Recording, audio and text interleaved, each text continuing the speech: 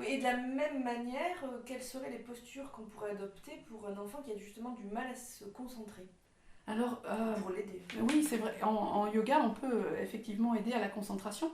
Je pense plutôt dans cela, alors on va faire appel à la référence à la terre, s'ancrer, s'enraciner, et on va être aussi dans des postures peut-être d'équilibre, parce qu'un équilibre, on ne peut le tenir que si on est vraiment là. Donc on ramène toute notre attention dans le corps. Et un outil qui peut être très simple au départ, même sans parler franchement d'équilibre, on peut proposer à un enfant de se mettre debout. Si c'est pieds nus, c'est mieux, parce qu'on est vraiment dans les sensations, dans le lien avec la terre.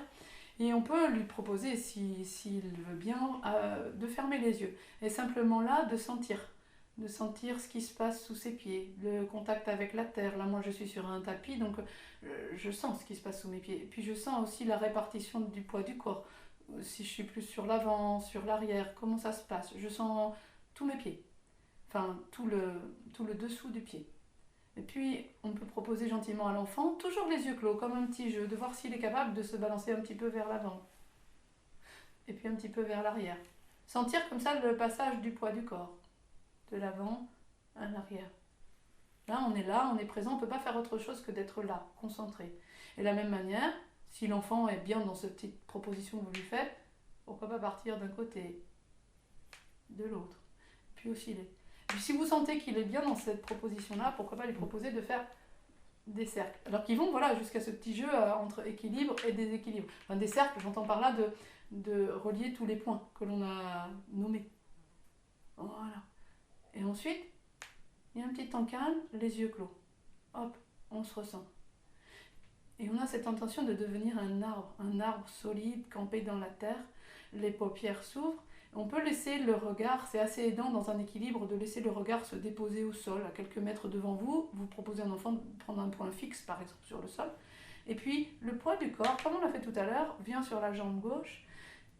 Il y a suffisamment de poids du corps ici pour pouvoir soulever le pied droit. Alors, on peut prendre au départ la posture de l'arbrisseau. Donc, il y a une ouverture de hanche.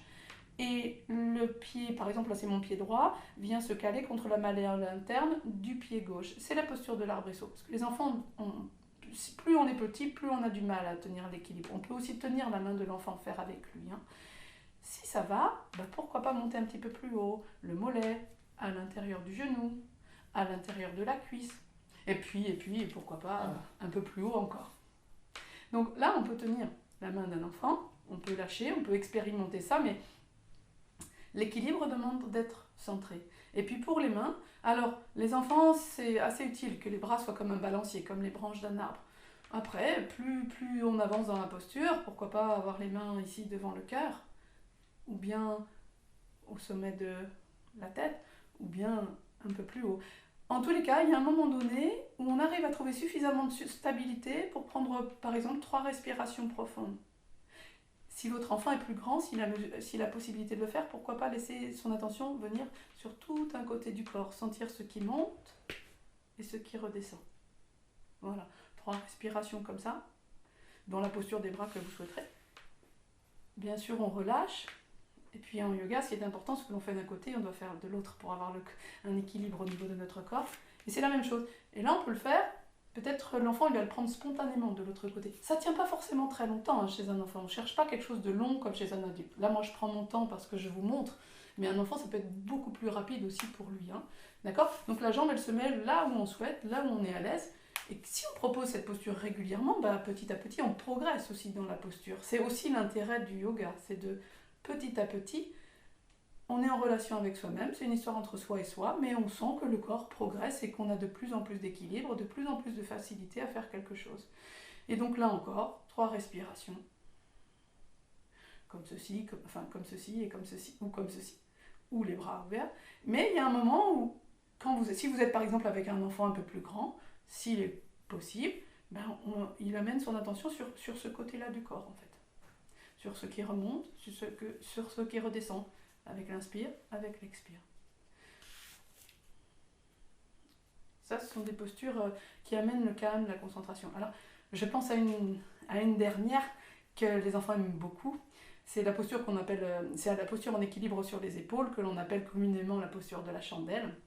Alors, les adultes peuvent accompagner cette posture à la condition qu'il n'ait pas de problème de cervical, qu'il n'y ait aucun problème, aucun pincement de vertèbres ou quoi que ce soit, et que peut-être ils aient fait quelques petits mouvements de rotation de tête, en laissant la tête lourde. Voilà, quelques cercles dans un sens, dans l'autre. Bon, si les enfants veulent faire ça aussi, bien sûr, mais on n'est pas... L'enfant peut passer un peu plus d'une posture à l'autre, lui. Et donc cette posture de chandelle, que l'on appelle communément chandelle, mais on l'appelle surtout la posture inversée sur les épaules, parce que on va prendre d'abord... Alors un enfant, lui, va l'apprendre très vite. Je vais quand même montrer la posture dans son intégralité. On va prendre le temps de se déposer sur le sol, et on va passer tranquillement dans la demi-posture, c'est-à-dire que la demi-posture, on va amener les genoux au-dessus des épaules, on va surtout soulever le bassin, et passer les mains à l'arrière du dos. Les mains, mes jambes restent fléchies dans un premier temps, et mes mains, je viens positionner mes mains pour qu'elles deviennent un petit support pour mon dos et qu'elles aident mon dos à se verticaliser. Je ne mets pas de tension dans ma nuque, vous êtes tout tranquille. Et puis tranquillement, sans doute les enfants l'auront déjà fait, eux ils n'attendent pas comme ça, eh bien je laisse mes jambes légères. Puis si je suis à l'aise dans mon souffle, eh bien tranquillement je peux caler le souffle sur mes mouvements de pied.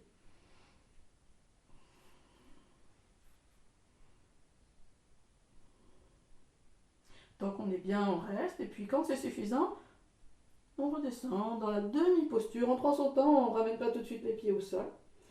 Et puis doucement, doucement, doucement, j'accompagne mon dos pour qu'il revienne. Et bien souvent, ensuite, on a envie de fermer les yeux et de se relâcher un peu, d'observer. Voilà ce à quoi je pense en fait, des petits outils comme ça au niveau de la concentration. Ok, très bien.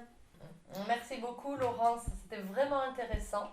Nous espérons, chers parents, que ça vous a plu et que vous pourrez vous approprier ces postures pour mieux aider vos enfants. Vous pourrez retrouver cette vidéo sur www.picadelo.com. En attendant, continuez de partager de bons moments avec vos enfants et à bientôt. Merci. Merci Laurence. Au revoir, namasté. Namasté.